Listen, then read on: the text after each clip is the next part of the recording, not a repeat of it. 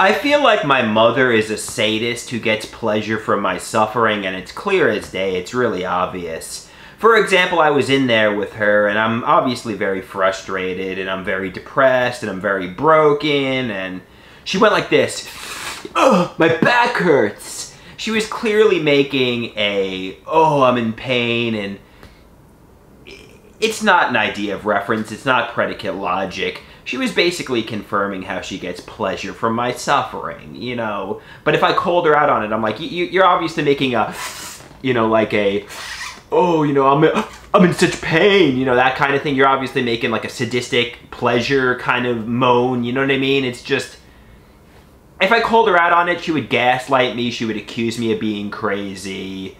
But she obviously gets sadistic pleasure from my suffering. It's crystal clear, it's just crystal clear. But you know what? Even if it's true, which I know Dr. Garrett said, your parents do not get pleasure from your suffering. There were people who did get pleasure from your suffering, and that was the bullies from middle and high school, but they're long gone.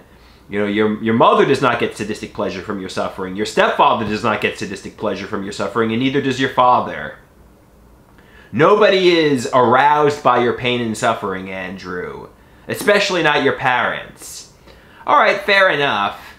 However, even if my mother was saying things to be provocative, even if my mother was saying things to trigger me, don't get emotionally triggered by it. Don't react to it. Don't call her out on it, because that's exactly what she wants. Just avoid her, work on getting independent, work on meeting a girlfriend, work on being happy. Don't get righteously angry. Feel sadness over how my life has turned out and work on making myself a massive success. Don't get angry even if she tortured me.